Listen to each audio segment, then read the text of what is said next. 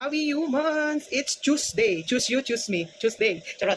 At ayun na nga, kailangan bilisan natin kasi yung reels ay 3 minutes lang talaga. At syempre, maarting kanin at maarting kutsara. Saging. At ito yung talakito kahapon.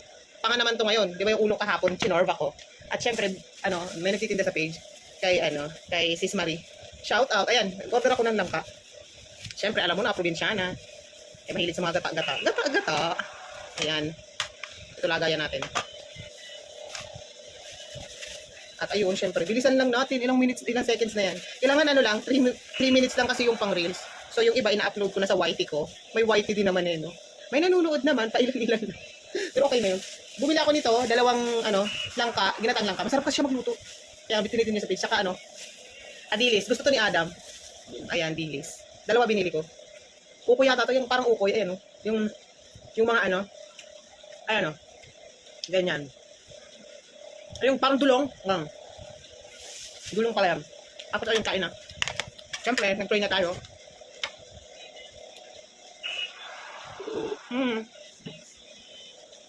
Ba't nga pala nag-ano pa tayo? Para sa isda ko yan.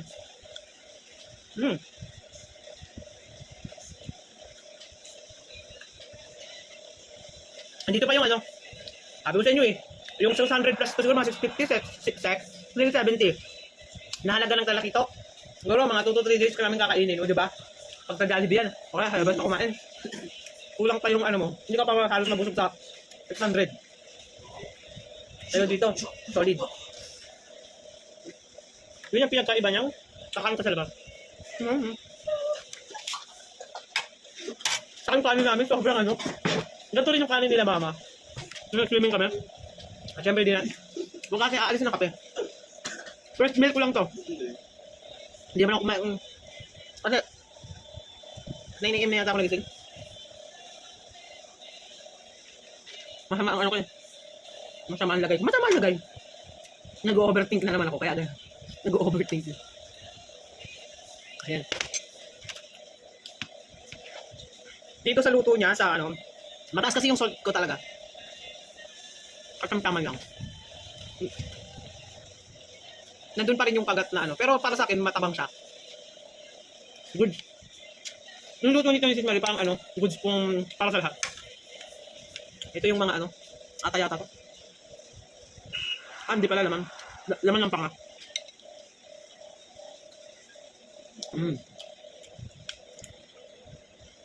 Pare gulay-gulay tayo.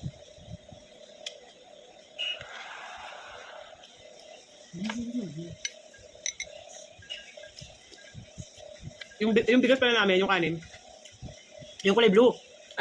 Perfect grain, Hasmin. Hasmin ha. Letter H, hindi letter J. Meron kasing bigas na letter na Hasmin. Yung Jasmine, gano'n. Ito sa amin, Hasmin, letter H. Kulay blue. Masarap siya. Dinurado rin yata to.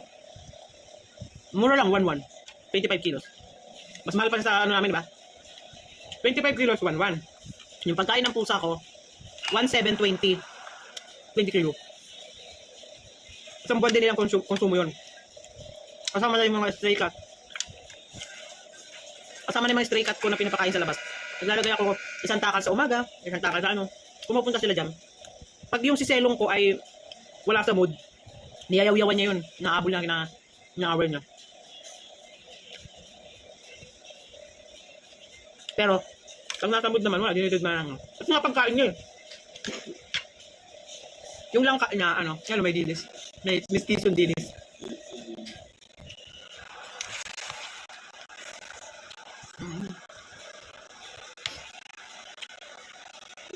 At syempre, ang masarap dito. Nasip ko na naman ako, wait lang.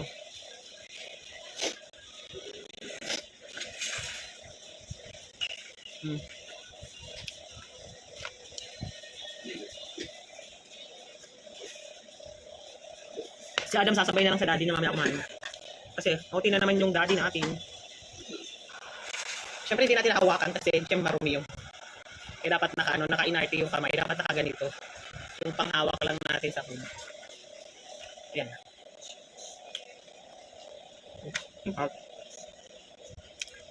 Siyempre. Ewan ko, sobrang ganado kong kumain kapag ngayong magkakailad ako. Malapit na ako sa 40. 2 years. 2 years na lang.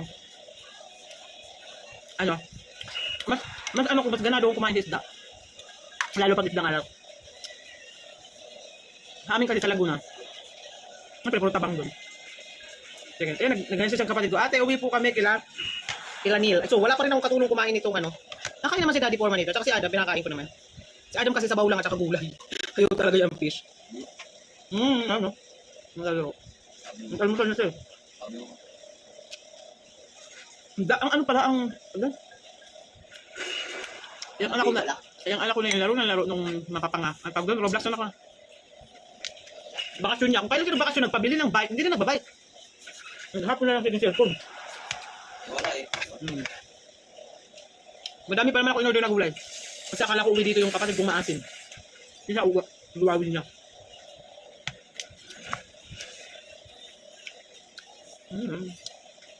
Ilang minutes na. Bilisan ko lang kumain. Ano pala ngayon? Rest day na ni Jari. Nakakapagpahinga na rin. Halos wala kaming pahinga. Kasi tuloy-tuloy yung duty niya. Diba last week, nag-swimming. Hindi ko pala na-upload dun sa YT ko. Top toys na. Yung langka, no? Sarap. Naalala ko yung nabubuhay pa tatay ko. Ano? Yung tamban. Ito, kasi Bicolano yun. Namiss ko tuloy tatay ko. Ang harap ng luto. Yun yung namiss ko dun. Ang sarap niya magluto ng mga ano ng Bicol. Yung mga sili. Yung ultimo yung yung hindi ko alam na dinagataan pala yun. Yung balinghoy, yung pinaka nila, talbos. Alam niyo balinghoy, di ba? Kasi yung pinaka talbos. Yun, dinagataan pala yun. Tapos ultimo yung ganun. Akala ko lason, di ba? Sarap ang luto. Kahit isang piraso lang na yung kakaunti lang. Ako, lalagyan na maraming gata. Tapos ang nun, ang rekado. Kasi nung panahon na yun, hindi halos ang paminta eh. Naalala ko nung hindi kami halos sa paminta. As in, betchin lang. Hindi naman uso nun ng magic sarap, wala nun. As in, betchin lang. Sobrang sarap lang yung magluto. Tapos, paparisa namin ng ng tamban. Ang tamban kasi sa amin, panahon na 5 piso lang ang kilo. Ngayon daw 20 na. Ano pa talaga yun? Sobrang fresh na fresh. Yung, mahuhuli mo, may mga naglalako kasi na Kasi, bukid kami. Siyempre, may pupunta pa kami sa pinakalungsod pag bibili kami nun. Kaya, yung panahon nun, walang rep. Wala kami rep talaga. Siyempre, nasa bukid kami, wala kaming kuryente. So, ini-impact nila mama ng bibili sila ng pang 1 linggo na ulam. Tapos, ang pag-impact nila, kung hindi papaksiwin, may papaksiwin, may parilya. Ang tawag sa parilya ay yung tinapa. Parilya yun. Parilya sa amin yun. Tapos, iba pa, yung kasi, yung process ng tinapa ay patausukan lang. Usok lang.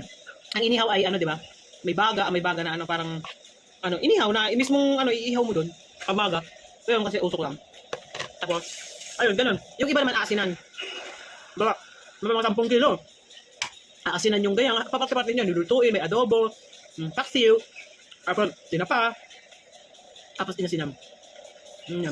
Ganyan ka noon.